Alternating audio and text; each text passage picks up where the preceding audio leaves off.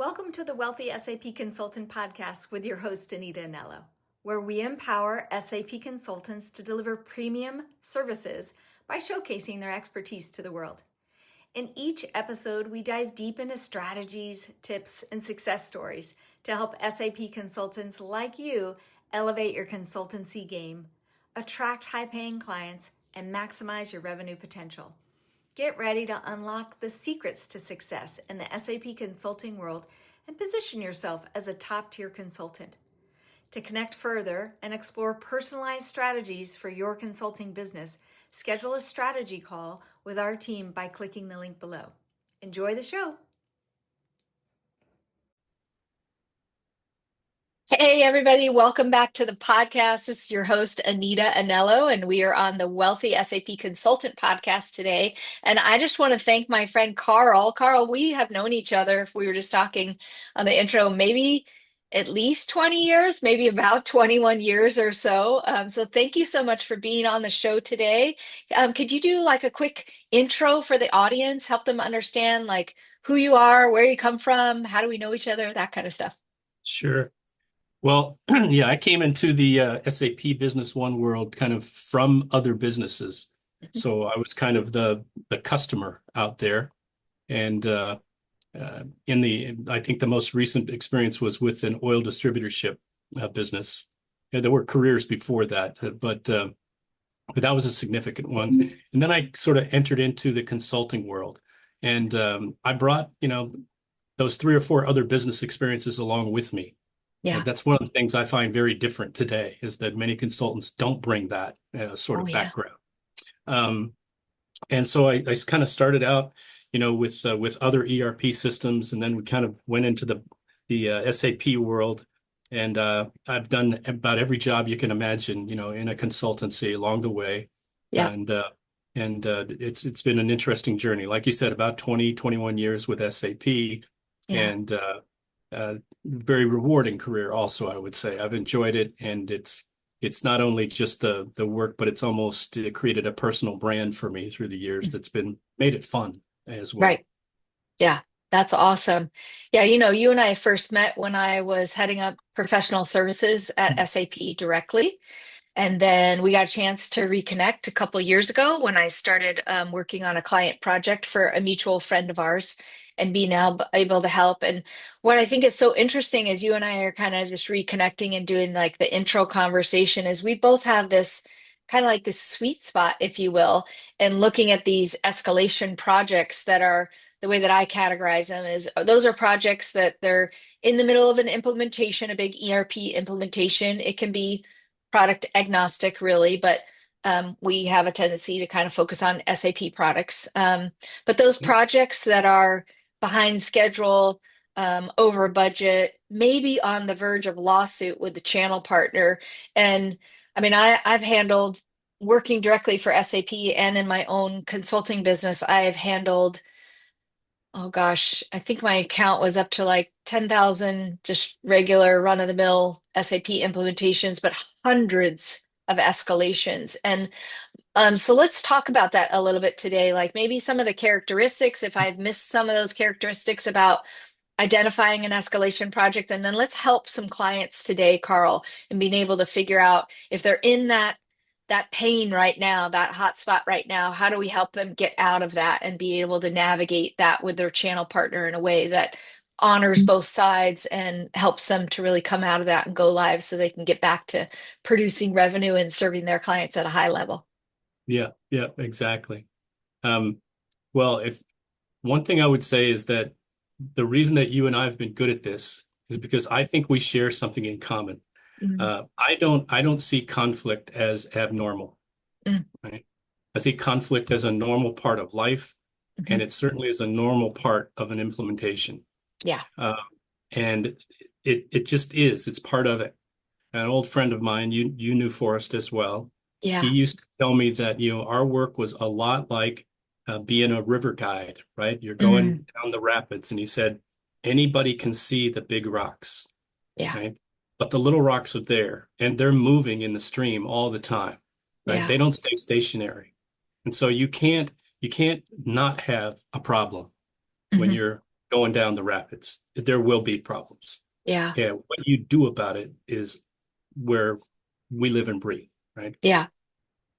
Yeah. That's so interesting that you put it that way because when we think about it, especially in a software implementation, we're bringing together two parties, the client and the channel partner, who have really not probably not had a relationship before. You have different personality styles.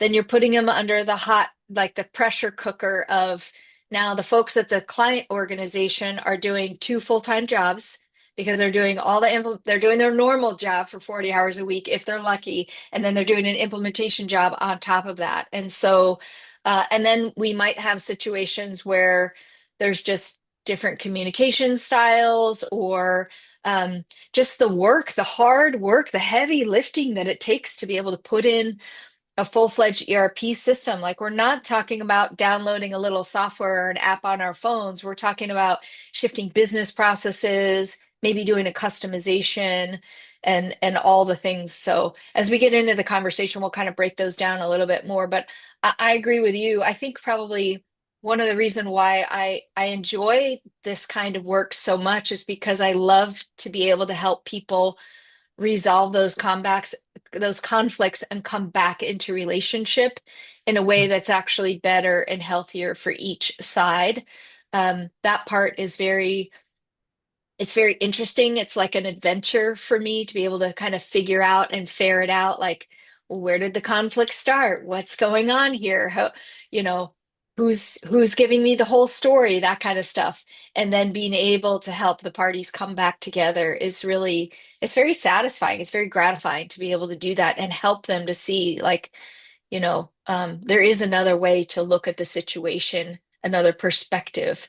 So, what about you? What do you find to be maybe the hardest part of an escalation situation to be able to overcome? Well, I find typically if there weren't good expectations on the front side of the Mm, project, yeah, it sort of sets everybody up to be dissatisfied. yeah, So the client, the customer, the member, they get frustrated because it's not going as they envisioned. They don't hmm believe it's what they were told is true, or hmm they might believe that they've been kind of hoodwinked, oh yeah, into it. Hoodwinked, that's a word from my generation. And but I think people know what I mean. And then on the technical side, the technicians sort of believe, what have these salespeople gotten me into along the way? And there's no way I can do it exactly the way they want to do it, but they believe we made that commitment. yeah, And so, these are some traditional sorts of, the places where the road bends, hmm right? And to be able to handle those curves along the way is really the talent. People have asked me through the years, why are you good at this, right? hmm And I don't always have a good answer because it's different with every hmm situation, what's That's right. required of you. I would say, however, that there is a premium on communication Mm, and that the art of the communication that happens is customized for the individuals that you're dealing with. hmm A recent example for me is um, customers gone live, but all of a sudden the CEO who had been very involved in other things in the business and hadn't really paid attention to the ERP implementation, hmm they're live and he starts looking into things and people start complaining to him and he's frustrated with the money he spent and what he got for it and Yeah. his busy season is approaching and he thinks he's going to lose his business, right? Oh Um, wow. and so the exact phrase that I used in for him, I said, look, I'm going to be your new best friend. So you can't go into the room and sort of, say all that in front of everybody, right? All the time. Because he Yeah. was doing a little bit of that and he would take over every meeting, right, that they were having. And so they weren't accomplishing anything because it was just the CEO expressing frustration. Sure. So we started having pro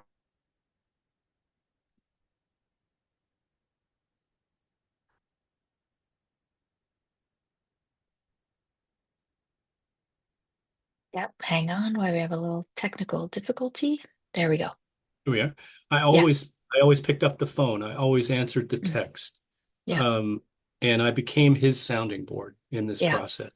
Yeah. Now, of course, all that information that he says I've got to gather that together and redefine success for our Hmm. team Yeah. because they were all shocked that all these things on his list were imperatives. Hmm. So then you spend, the next number of weeks and months trying to hit those targets. And there were integrations that were causing problems, Hmm. right? Integrations to websites in particular that were just not working as advertised. Hmm. And, those are never easy. Yeah. So, but somebody along the way, used that easy word, right? So I think the other role we play internally is we end up being a bit of a coach Hmm. for our salespeople and our technical teams in terms of what to say, what not to say, how Hmm. we define our message, right? Yeah. So that our Yeah. deliverables and the experience match up much better. Yeah. It's so interesting what some of what you're talking about makes me think of. We're oftentimes in a position of a mediary, right? We could be like the mediary for the president of the organization to the rest of his or her team, or the sales team to the technical team, or the sales team to the client's team. Like we had mentioned earlier, oftentimes when you have a end user of the product, let's say somebody who heads up all of, I don't know, the accounts receivable department, they say, Anita, I have to have this customization. I have to have it do this thing. Okay, write out your whole business process, and then we'll make sure that that information gets over to the highly technical person that's going to program it and get all the detail done. Well, those when those two parties, what I've always found is when those two parties come to the table and they try to have a conversation around the business process, the end user will always say, "Well, this is my process. It's just these 20 steps. I do these same 20 steps for the last 10 years. It always works. I need it to work this way and only this way." Then the technical person doesn't, they might say, yeah, I can do that. But oftentimes don't we find, Carl, is that they're saying the same words, but they're not speaking the same language. And so one party will say, yes, we can make it do that. I mean, we all know we can program software to do just about anything that we want. But number one, it's not always good business practices to be able to do that. And number two, um, sometimes to make it do everything that we want can be cost prohibitive. And so oftentimes I found that when we had to insert myself into an escalation project to kind of get these parties talking, it's conversations over here to one person and then you translate it and then conversations over here to another person. And you that's why I say like we're kind of like this mediator, this intermediator uh, um person all the time to like translate what's being said on both sides.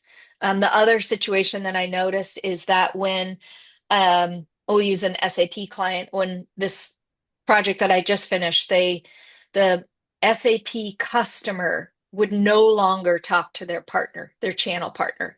They would say 100% no way I'm having a conversation with them. Anita, you be like my voice, my ears, my everything. 100%. I won't talk to them at all. And so in that situation, it was interesting because you kind of have to like go do your due diligence on one side and then get off the phone with that person and go do due diligence on the other side and have that conversation and start bringing the parties together.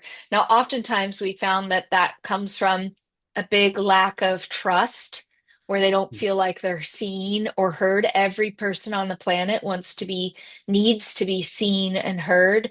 And especially when there's friction in there, they need to be seen and heard, sometimes even more. And so being able to have those, I do have like a system that I walk clients through myself that works, it's tried and true, but it's also nuanced, right? Like it's not, we can't use the same tools every single time. It's this person communicates in one way, this person communicates in another. So, what are your thoughts on where there's been a customization that's been specced out and it's not coming together for either side very well? How do you like to navigate that? Yeah, well, hasn't been recent. It's a few years ago now, but I remember it like it was yesterday. It was one of the largest implementations that I'd ever been a part of. And I wasn't Hmm. really a part of it. I got pulled in, said, we want you to go out there for 2 weeks and just make these guys feel better, right? Yeah. And I used to get some of those kind of assignments. Yes. And so I go out there and I find that you sort of described it a little bit. Every department is sort of coming with their wish list. Mm, But and so I'm watching the I know the customer is already frustrated with the price, hmm right? So I'm watching all these requests coming in, and I know what that's going to do to the price. hmm And it's not going to be anywhere close to their budget in the end. Yeah. So there's no process to talk about the value, right, of these things and their Oh, actual yeah. cost, their impact on revenue hmm and staff members and things like that. And a lot of times when I find that the user is talking directly to the technical people, there's one traditionally in consulting companies, the technical person is probably commissioned based off the number of billable hours. hmm I've seen it to the extent that every year a company would rank their consultants, and the ranking was Oh, based 100% based on billable hours, oh, right? wow. And that was their value, right? That was all Mm, their value, right? hmm So Yeah. people like me who didn't bill my time, I never made that list, that's for sure, right?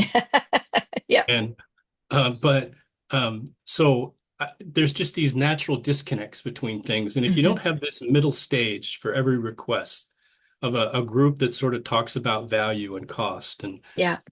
and what it's going to do with generating revenue, then Yeah. you make really bad decisions. hmm And so we started sitting down. Again, it was the CEO of the company, and I would ask him to come into a couple of these meetings I had with like a department, and I would ask some very simple questions. Let's start. Tell me how many times a day you do this, hmm right? How long does it take you to do this if you Yeah. do it manually? Okay. So here's what it would take to automate that. Here's what it hmm would cost. And here's what it would save you, Yeah. right? And it makes those decisions really easy for an Yeah. executive at that hmm point in time. Not so easy for the person who's asking for it, right? Because Yeah. they don't have that context, Mm, or that this could be a project for later, but not right now because we're trying to hit mm. our time deadlines, right, in the process. Oh, yeah. And Yeah. there's an assumption that the new ERP is going to do everything the old one did, right? That we're Mm. not going to have to change any of our processes. There's a huge amount of flexibility that is requested of any company that goes through an ERP change, hmm right? And I don't think that's talked about enough on the front side. Mm. Um, it's a little bit different now because we have, what are, a lot of businesses that are at the one I'm in currently, we're completely SaaS based. hmm So we're trying all the time not to customize hmm and really trying to find customers that fit more into the one size fits all kind of a Yeah. model. Yeah. Um, because we're also trying to get away from all these problems Mm. that we've dealt with in our careers. Yeah. Um, Yeah. and, believe me, there are still problems, but I think it minimizes a good number of them. But I Yeah. think a lot of it is this, especially with customizations, is a process around which they are vetted and designed, and the value statement, is there for an executive who's going to write checks to Yeah. make a decision about. It can't Yeah. just be a free for all of I want this, I want that, I want the other thing. And We, I've seen I so just, much of that. Yeah. I know. I just finished with a project with each member of the management team had their list of all the things that they wanted, and it was and the project was already millions of dollars over budget, and so and there were everything was like, I have to have this, but Anita, I have to have this, and so as we took the time to really understand, like what you're talking about, like really evaluating how good is the existing business process. Because when you put a system in, I'll use SAP as an example. When you put a full-fledged ERP system or a system like SAP, the business process that's already inherently in the software is a solid business practice. And Yeah. so and oftentimes we'll sit down and talk with a client. They'll say, "Well, Nita, this is my process. Okay, talk to me about that. Like, how long have you been doing it? You're right. How long does it take you to do? What time would it save you over here?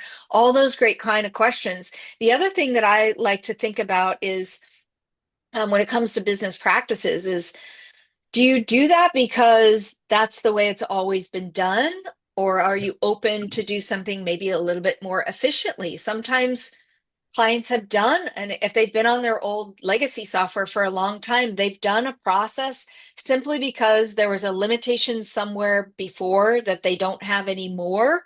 Or Susie Bell decided this was going to be the process 20 years ago, and no one has ever varied, or and has really ever moved away from that. And so being able to have that conversation of software aside, talk to me about what you do. How do you serve your clients at a high level? How do you bring value to your clients? And then let's kind of take it back a step and work backwards and see like, well, what's really necessary and what can you maybe let go a little bit of so that you can refine the process? Because what I normally find is that there's so many improvements that we, not even just software related, but there's so many business practices that we can help a client improve just by having the conversation of help me understand what's really going on here and how can we serve your clients better by improving efficiency,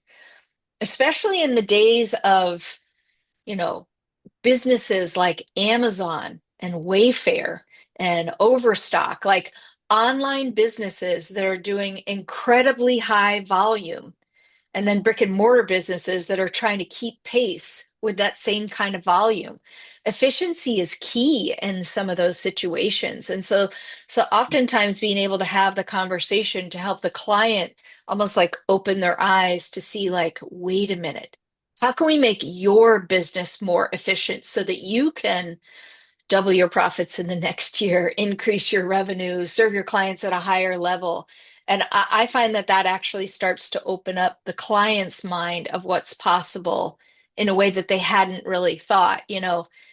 When they were in the sales cycle, they were being told, you can have this new thing over here and just do whatever you want. And then we realized, like, not maybe, but not really. If it's a bad business practice, we don't want to replicate bad business practices, regardless of what the software is.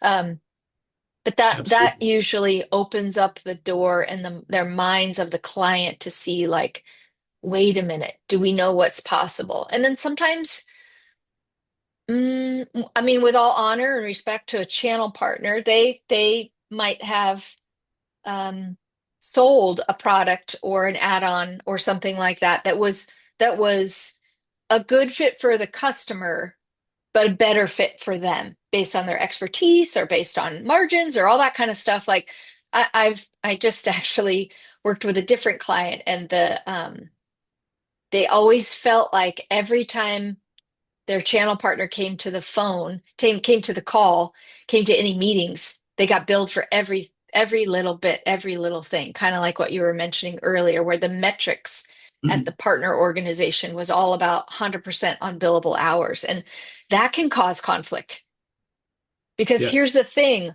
the consultant that's the expert around the ERP solution has, hopefully, they have the depth and the breadth of the experience that the client actually needs. So it's to their benefit for those two parties to be sharing knowledge, coming together, strategizing, problem solving together. But there is a delicate balance between having those billable hours be excessive and getting the information that the client needs. And if they're both, if the client and the partner are both looking at the environment or the situation as if we're kind of at odds, um, unless they're willing to lay that down and see how they're actually have the same goals and they're actually working together and figure out a way to sometimes adjust their language to recognize how they can work together better, then it kind of doesn't matter. Like they're always going to be in this, it's always going to be like a rough um relationship, a rough go. And they're always, Well, they're always going to feel kind of like a little bit bristly and a little bit, yeah, just yeah, not good towards one another. especially when they have that sort of, every meeting we get a bill, Yeah. then when you ask for a meeting that you really need, they're not going to want the meeting. Yeah. So I think there's a lot for our industry to think about in Hmm. that. Or I've also seen it where the senior person is bringing a junior person along with them to the Mhm. meeting, and they want to bill for that person also, Oh, yeah. right? That doesn't go over well typically. Yeah. And No. again, that's the Mm-mm. traditional model. There are changes in our industry. For instance, when you do a 100% SaaS kind of a deal today, Mhm. software and the services and the support are all in the price, and it's Yeah. a one-time price, right? Yeah. And it goes on every month, but nothing changes, right? So if Yeah. you can't control the scope, then you're just going to volunteer for more work. But Mm. you can have as many people in a meeting as you want to, right? Yeah. We can have the technical person, we can have a junior person in a meeting, I can be in the meeting, and there's no bill for that, Hmm. right? No matter who we want to bring into it. We can bring a developer into the meeting, right? So we can brainstorm with each other Hmm. without sending a bill for all these individuals' time. Yeah. Uh, yes, they're all valuable, but how valuable, right, to the client? I Yeah. think, you talked about, legacy systems. I've worked with both large and small organizations, Hmm. and that those same problems in terms of the way we've always done it also exist when they come from a system that doesn't do a lot, Hmm. because they don't want to do a lot, and or they want to be able to violate the audit trail, right? I'm not Oh, going to yeah. say what I'm thinking about, but you might have an idea. And the I don't want to slander anybody, Yeah. but and then probably the other side of that is when they have a truly homegrown system, Mm. and there's one person in the company that basically, for the last 25 years, Oh, created yeah. all of this automation and uniqueness and all of this detail and all of these tracking devices and all of that. But the ownership knows that this person is, headed towards retirement. And if they leave, I'm dead, right? Hmm. Because nobody else has the keys to that engine Yeah. whatsoever. And so, you just run into so many different scenarios. I've seen that one play out multiple times. And it's hard to sort of, even while that person knows they're moving on, to sort of get them to help the organization see themselves differently. Yeah. And do. Yeah. That also makes me think of, like in a lot of the projects that you and I enter where communication is rough. Maybe there's some difficulty and there's some disconnect on the billing agreements. Maybe there's some disconnect on the statement of work, those kinds of things. But then what I also notice is that the fear that exists in the individuals on the project, like on the client side, oftentimes I'll have people pull me off on the side and over lots of conversations. Really, what's happening is they're worried about their job, they're worried about their future. So maybe they still have a place in the organization, but it's going to change. And so they're not really afraid. I don't think necessarily people are afraid of the change because they're aware of the change. They know the change is necessary. They know the business needs to grow. And in order to do that, they need new tools in the form of software.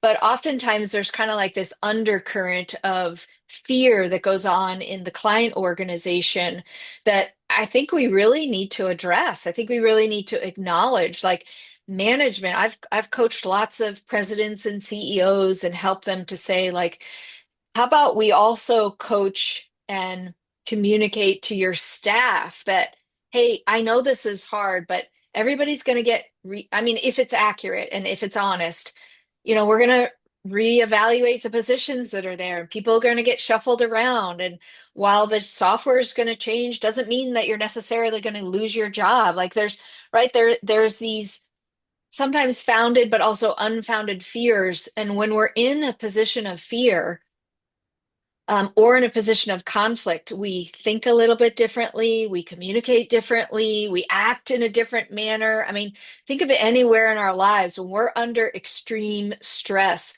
we are not any one of us, we're not at our normal everyday, I'm at peace, I know all in the world is going to be right, it's going to be good.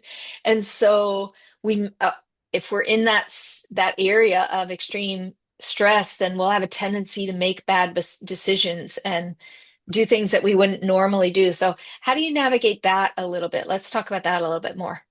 Well, I had a great illustration come to me really early in my career from one of my earliest customers. Yeah, And I'll even say his name because he's one of my heroes because yeah. he taught me this.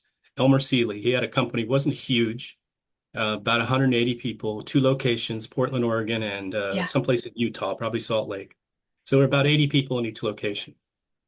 And he'd made his decision, their executive team had made the decision to do this, but he just innately knew his people and that this was, he talked about it as being the fear of the unknown, right? Mm, He said whether it's losing their jobs or whether just what they don't know. So yeah. he actually held an all hands meeting in each location, right? Put everybody out in his warehouse, right? It was the biggest space he had, and told them about what they were doing and why they were going to do it. Hmm. And that it was going to be great for the business, but he also had a whole stream of information about why it was going to be good for them, Mm, right? yeah. He really summarized the whole thing by, we're doing this for us, for Hmm. all of us, right? And it just taught me that this is a place where I could recruit CEOs when a project isn't going well. They have to be the biggest cheerleader for the Oh, project, yeah. Hmm. right? And you don't ask them to do a lot, but the things you ask them to do are unbelievably important Right. just from that, giving everybody, we're on the same team, we're working on this together. And he made a real difference in how that went, Mm, right? yeah. Because of that. Everybody was on board, everybody was enthusiastic, everybody was positive. And I mean, I've told people for years, I have yet to see a single person lose their Mm. job because their company changed ERPs, right? Oh, Never yeah. happened. I've seen them, like you mentioned, be sort of Yeah. reimagined, right? Change departments, get a different opportunity, but Yeah. I've never seen anybody actually lose their job. Yeah. Um, and because typically good people are hard to replace. Hmm. So smart organizations don't get rid of good people just because Right. they get more efficient. They find ways of taking that experience and leveraging it someplace else to grow the business. And Absolutely. that because they've already invested so much in that person, right? Yeah. It's just pretty uncommon. Um, Yeah. I think that that's one of the biggest lessons that I ever learned, and one of the things that I came back to routinely was I need to recruit the help of the CEO to help Hmm. us kind of call, for lack of a better word, put a lid on this, right? Yeah. And not It's by interesting. Go lecturing ahead. anybody, but just being committed to the project. Yeah. Yeah. That's awesome. One of the things that I notice that I routinely do is that when I'm assessing a project to see if it's a good fit, if it's a good fit for them, if I'm a good fit, they're a good fit for me, all that kind of stuff, is I'm really listening for the cues that say that I'm actually willing to do the work that it takes to get over the escalation situation and be able to move forward because not everybody's always willing, right? Not everybody's willing to lay down the feelings that they have to get past that to reconcile and be able to move on. I will say of hundreds of projects that I've done over 20 plus years, I've only had two in all that time that didn't go very well. One is because for different reasons the business went out of business, and the other, way back when, this was probably 19 years ago, we had a situation where the um, client ended up switching partners for different reasons. But in all that time, what I'm always listening for every time I have a conversation around an escalation, I'm listening for, is the leader of the organization ready and willing to lay down some maybe rightful positions and perspectives and go forward no matter what? Yeah. Because typically what we find is the solution is the right solution for them. The ERP system, the add-ons that are there, whatever it is, the total solution, most times, the customization, all that kind of stuff, most of the time it's it's the right solution, it's the right tool for the right client at the right time.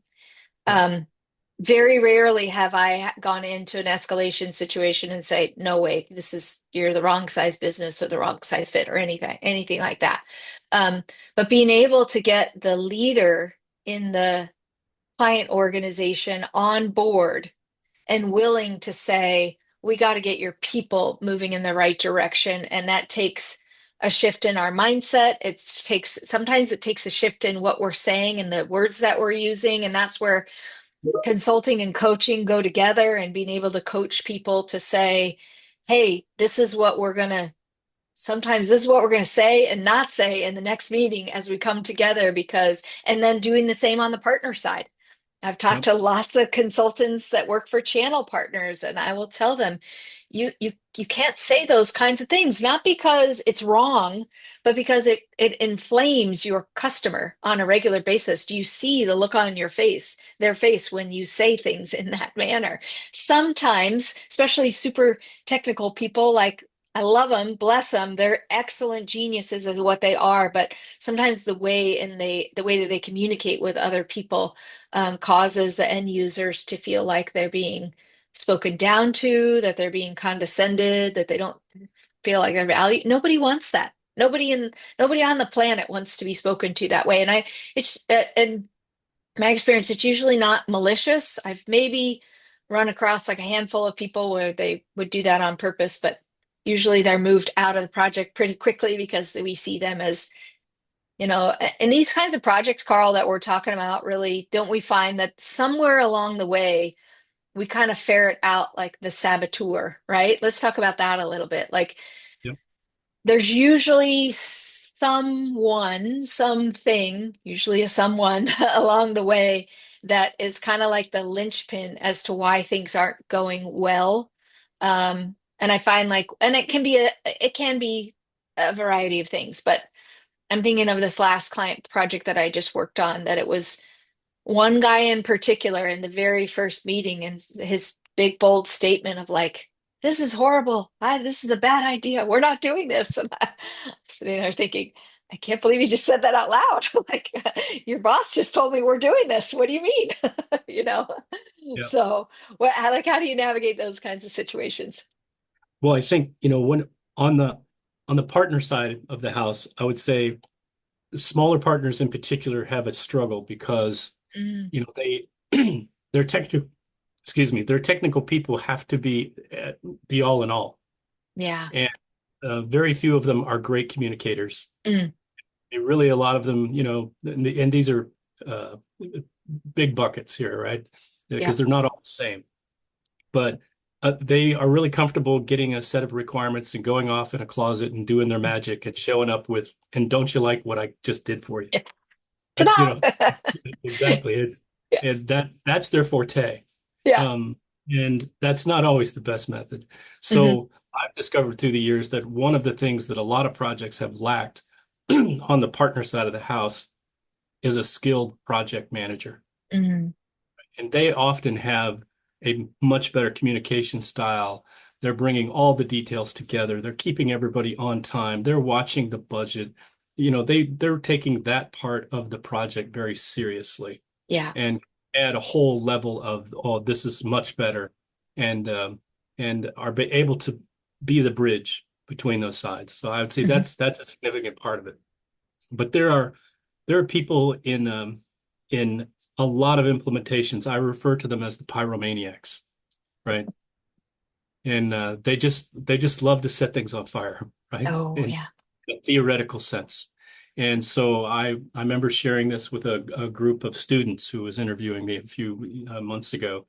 That they said, what do you need to look for? I said, just like you said, I've got my eyes open for the people that like to set things on fire. Mm, yeah. They are difficult. And it doesn't take you long. If there's one there, you find them pretty quick Yeah. because they just have a style, right? They just Hmm. have a style, and it shows up. The Along with that, I think there's a type of individual that, again, they've been there for 25, 30 years. They're reluctant to change, right? Hmm. Aren't we all as we get down the road a bit? I'm pretty stuck in my ways these days, and Yeah. somebody tries to change my morning routine, that's not going to go. For them. So yeah, I mean, because I'm going to take the time I need. I'm slow in the morning, It's like it takes me an hour to kind of get moving. Not my wife; she takes like 15 minutes. She's amazing. Yeah. But these reluctant folks, I always asked one of the call it a trick or a technique, because I just know projects are hard and Hmm. it's hard for companies to make change. I said, I want you to introduce me to the person in the company you think is going to be the most reluctant to this change. Hmm. Yeah. I actually want them on the steering committee. Yeah. because we have to hear their voice, right?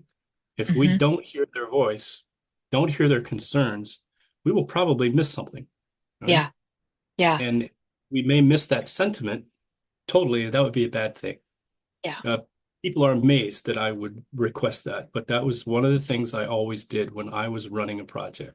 Yeah. Uh, I don't just want the most favorable people, right, to be a part of it, because there are, with conflict resolution, it's a science. That's actually what I Mm. went to graduate studies for, was interpersonal public communication. And we spent a lot of time on conflict resolution. This was a long Hmm. time ago. But people respond differently. Hmm. There's a, trying to remember these words, there's a rhetorical reflector. Whatever you Mm. say, they just nod their head, right? They just nod their head. Yeah. There are people that when things don't go the way they want, they just get angry, right? Mm. Yeah. That's my pyro, right? In the scheme of things. But the better techniques are compromise and collaboration. Mm. And the one that's been the best for me is collaboration, because Yeah. compromise is a sense of we both lose something. Mm. Collaboration is we both win something. Yeah. And so I just sort of innately operating in that kind of a concept, I was always looking for these different personality types because I believed that in a world where conflict is normal, you need all of those, right, to be Yeah. in project and guiding it along. Right. And because they add their own piece of temperament, and Hmm. each one of them speaks for a part of the organization. Yeah. And I want to hear the whole group all the time. Yeah. Yeah. That also makes me think of how important it is for the client to be either have a steering committee or someone really be the champion. I know oftentimes, depending on the size of the project, the bigger projects, they'll have more people assigned for that, but every level project having not just the CEO or the president be the champion of the product and say, or the project and say, hey, we're doing this and I'm writing the bill and you guys are getting on board or anything like that. Yeah. Although I've heard that happen before for sure. Um, but being able to have their own project manager, their own navigator, their own champion and cheerleader, someone on their side so that they feel like they're being properly represented, someone who's maybe going around, if you don't have the ability to have all the department heads in on the steering committee, someone who can go around and gather those requirements and get that feedback like you were talking about from like the biggest cheerleaders to maybe the opposite end of the spectrum and everybody in between so that we can bring these projects together in a manner, because really at the end of the day we want to be able to help people get out of conflict, out of the escalation so they can go live in their software, start making money again, start being able to realize some what's the right word, to start realizing the investment that they've made and recoup some of that investment and then be able to serve their clients at a high level. And in order to do that, oftentimes we need the champions and the cheerleaders on the client side to be able to spearhead the project and have it go forward. So oftentimes I'll talk with clients and say, like, yes, I'm here for to be able to help you with the escalation part, but if you don't already have a project manager that's on your side that can take care of that and then communicate with your partner's project manager, like those two roles are so incredibly key to not only get us out of escalation. Usually you need somebody like you or like me that has it's a different personality style. We think differently and operate differently than the average project manager out there. Like if I honestly at this point in my career, if I had to do just regular old project management, I that would kind of bore me to tears these days. Um, and you and I, we probably get these requests for just run of the mill project management for, I don't know, $65 an hour on LinkedIn like 20 times a week. That's not the kind of expertise that we're talking about here. We're talking about a level of expertise that brings a depth and a breadth of thousands of projects, multiple industries, right? Like for you and I, Carl, right? thousands of projects, multiple types of industries, lots and lots of scenarios where we've seen things go really well and not really well. And that depth and breadth of more than 20 years of experience allows, somebody like you or somebody like me to come into projects and say, hey, we've got this. Not only do we got this because of the methods that we use in helping people to reconnect and to get over the conflict so that they can move forward, but also just the experience under our belt of saying, oh yeah, you know what? I'm not green and I know how to solve that thing in the software. Or I know the expert that we can bring in to solve that thing anymore. And that's, somebody from my team can solve that for you, those kinds of things. But yeah, being able to really have a champion on the side of the client is so incredibly important. That's oftentimes not the best role for maybe the head of the organization. Like they can cheerlead and champion, but to be able to go and do what we're talking about, what I'm mentioning here is somebody that's Yep. maybe a couple of steps down in the organization so they can really have the time to get out and kind of get their hands almost like get your hands dirty, have those on boots on the ground conversations with everybody on their team so that they can really bring back to the project. Like remember Jane over here or Susie Bell over there or Mike over there or I don't know, somebody else, Jeff over there. They said that this was the most important thing that they needed in order to go live. And we need to have that kind of front of mind every conversation. Exactly. I think, one of the things that I learned was really important is there's a lot of meetings that go on that are about all the details, Mm, but there needs to be a regular, I like it to be weekly, where it's really just the steering committee mm, that's really looking at, where are we? Are we still on time? We're still on budget? yeah. What's at risk, right? What are things we need that we're not getting? All of those sorts of the big picture stays on the big picture, Hmm. because that's important too. All the details are really essential, but all the big picture stuff is really essential. And who's on that steering committee is going to change with the size of the organization, Hmm. right? All the time. I think, it's those are just some of the really uh, they're the nuts and bolts of doing a good job with this. Yeah. And I think that the challenge is on the part of consulting businesses in particular to be sure that all the nuts and bolts are in place Yeah. and to not move forward with a company that um, they need their own project manager. And if Mm, that's absent, you can predict where you're going to have problems. If there's not executive sponsorship that isn't just like, I signed on the document and then I left to go on a 6-month business trip, have it done when I get back. yeah. No, you need to not travel for 6 months, right? And be here and be a part of it, and or at least be able to check in with us. One of the Yeah. things that I'm concerned about with the future of the industry is that, as I think I mentioned this very early in our conversation, that I had experience in not-for-profit, in the oil industry, in a small CRM distributor, right? We were just selling CRM systems Hmm. before I kind of moved to ERP. And all of those things, plus some other stuff, like I had an experience going through college. I worked in a warehouse, Hmm. right? All of those things sort of made me able to enter into a lot of businesses and have a conversation that was relative. Yeah. Well, now, and I've probably like you, I've been on site hundreds, thousands of times. Yep. And and every place I've ever gone, they always were proud of their business, gave me a tour, showed me what they did. Then you can Yes. put your eyes on how they do things, Hmm. right? All the time. Today, what I see happening is we're hiring young men and women, right, out of college. Uh, they never have been on site, Hmm. and the whole experience is virtual. And Hmm. it's like us today. It's all talking heads. They're never going to a warehouse. They're never sitting in the admin office with the folks that are processing invoices and payments and all of that. They're Hmm. never with the salespeople, right? They don't have that interface, whatsoever. And I wonder about how that's going to impact implementations when the entire experience is virtual. Hmm. Uh, Yeah. I don't think we have enough evidence yet, right, Hmm. to know. So I think some of it's great. It reduces expenses from a travel perspective. Sure. Certainly, it's certainly much more convenient if you were a consultant who didn't like to travel. I Right. always it wasn't bad for me, but I think that's a concern that I have.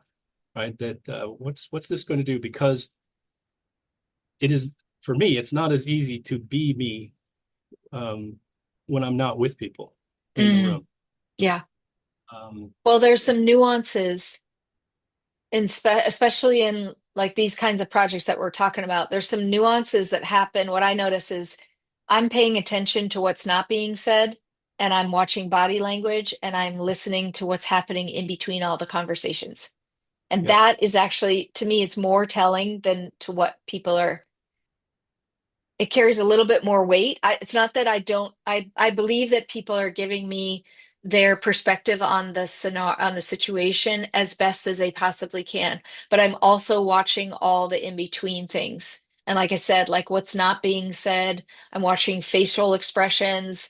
We might come out for like I will come out on site to clients and do an assessment and sit with everybody face to face and really understand what's happening. We can do that virtually. It definitely we can make it work, but I agree with you that there is an element of face to face in business that is very, very powerful because you get to see like when you're not in the meeting, what happens when that person leaves the room, or what happens when you eat lunch together, or what happens when you're just watching the interaction of the key players of the project. You can really learn a lot by being with people face to face and then hearing, yeah, just hearing what's not being said and hearing in between the lines. That to me again is so incredibly telling. And then I love to meet new people. I love to be able to kind of get to know them and understand what's important. Um, the other thing I think that is incredibly helpful in these kinds of scenarios, as we've been talking, Carl, one thing I just give a tip for a client that's listening. When you come together with your partner for I would say every call, every single call, almost every call, like 99% of your calls, make sure that you have an agenda, like an agenda that you've decided on ahead of time that you're going to talk about. Because one of the ways that we can mitigate conflict and escalations just on a day-to-day basis, not even a project that's off base at all, is if I'm the client and Carl is my consultant and works for the channel partner, and I come to the call and I know on my watch, Carl and I have 15 minutes of stuff to talk about, but we're on the call for an hour.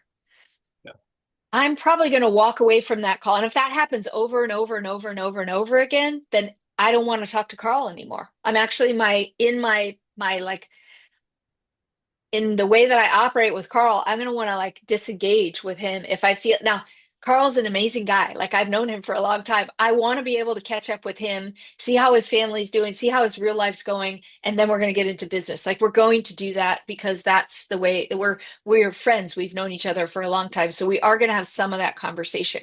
But if every time I as the client come and try to engage with my consultant from the channel partner and there's a lot of fluff in the meeting. I hear this from a lot of escalation clients and they're like, Anita, an hour meeting and we get 15 minutes worth of work done. That, let me just say, it drives people kind of crazy. Like nobody has time for that, especially in the middle of an implementation project. So I would just encourage everybody kind of like get in and get to work, get in and get stuff done, have an agenda so that and then watch the facial expressions, especially when you're on Zoom, of what's happening when you're running these meetings as the consultant and watch your people. Are they tuning out? Are they, right? We just, some of the bigger projects where you see like maybe 5 resources, 20 resources on the partner side and 20 more people on the client side, and half, 8 out of the, let me do my math right, 18 out of the 20 people on either side are like they're texting, they're off doing some other work, they're doing something else other than really paying attention. And so that would be the other element, just practically, tactically on how you can help these projects and these conversations go a little bit smoother is like get in and get to work, get the business done of being in business, and then get out and get stuff done. Like that alone, if we could teach both clients and consultants to do that piece a little bit better, I won't say that it will take away every escalation. I'm not saying that, but it will help um, relieve the pressure that exists around the conversation of billable hours. And it'll help bring that down to a manageable level to where everybody feels like every time I interact with Carl, I'm getting great value. That's what our clients want.